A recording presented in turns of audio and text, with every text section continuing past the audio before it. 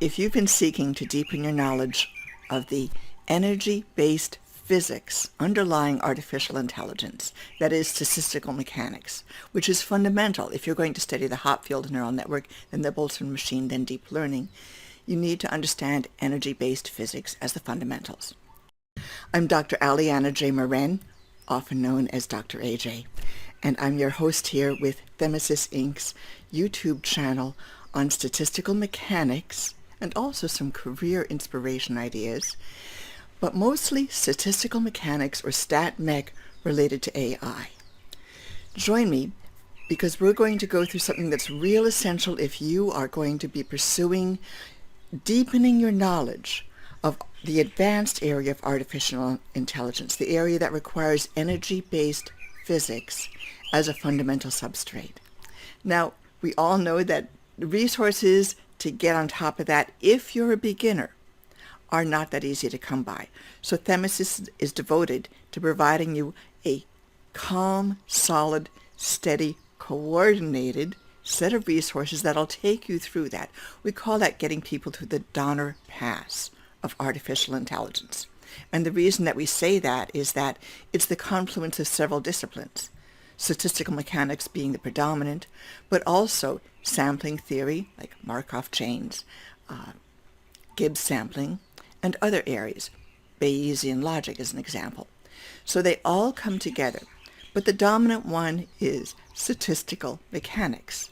Now we provide information for you in two forms already, and we're going to be expanding on this. So today's video is all about identifying what resources are where and how to get access to these resources as they emerge. Our goal here is to take a look at what is out there in terms of the nature or the organization of the material. This is not content today. It's the structure. It's what links to what. And then in a subsequent vid, we'll take a look at the content, what is where, and how to access it. And then after that, we're going to go after how can you get invited to the more exclusive and interesting opportunities that await. So for today, let's get started. A week ago, I sent out a blog post. Actually, I sent out the email, and the email invited people to come to a blog post. And I was a little tight on time, and I looked at the calendar and I realized, oh my God, it had been so long since we've conversed. So it was a fluffy blog post, admittedly. It was about making coffee milk infusions with ginger and turmeric, and it was about the rooster in the backyard, and just fluffy Hawaiian stuff that was just kind of like, hi, we haven't forgotten you, we're still here. We'll be back in touch real soon. And thank you, those of you that actually bothered to click on through and open up that post. So that was a start. But today we're going to take that as an example because it's statistical mechanics free. So we're going to use that just as an example of seeing how things connect. Now, if you're in the blog post, you can get to the related YouTube channel because once this is posted, and I can't show it to you right now because I have to finish this YouTube, get it edited, get it up, and then I can go back and put the link to the YouTube back in the blog post. But once this is done, you can get to related YouTubes from the blog post. Similarly, as I'm showing right now, you can get from the YouTube back to the blog post because I'm going to put, and again, I can't show it to you yet because I have to get this thing uploaded. But once it's done, I'm going to put a link at the bottom in the little descriptor that will get you to the related blog post. Now here's the difference between the two. Often, being the human beings that we are, we absorb information more readily when we go to good audio-visual presentation, when we have somebody talking us through and we have images at the same time. That's the purpose of these YouTubes. At the same time, sometimes we need just detailed content and we need supporting materials. So if you take a look at that blog post, I put in a piece of supporting material. I put in a link to a website that had a little squib on how to buy good Kona coffee. Okay, good. And of course you can Google search and get all kinds of, links to good Kona coffee companies, but this is an illustration. We use the blog post for links to resources.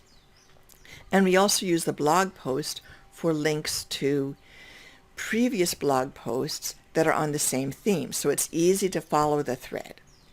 And of course, the links to the YouTubes. So the blog posts are sort of the curator place for the related information. Blog posts are the backup details, and the links, YouTube's audiovisual. You'll also see one of two that is supporting one of the series of YouTubes that we did a while ago on introducing the notion of statistical mechanics and artificial intelligence.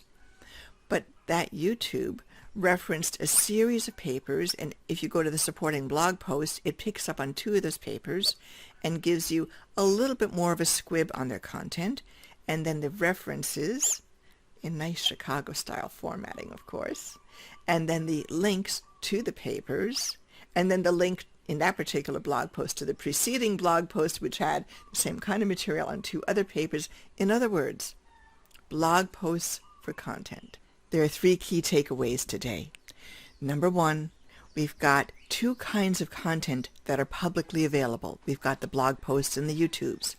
They have supporting but slightly different content. They're connected in a circular manner. Second, use your opt-in form on the Themesis website. There's two different places to find it, to opt in and get emails about what's coming up, both the blog posts and the YouTubes, and things that are private, not just open to everybody who wanders by.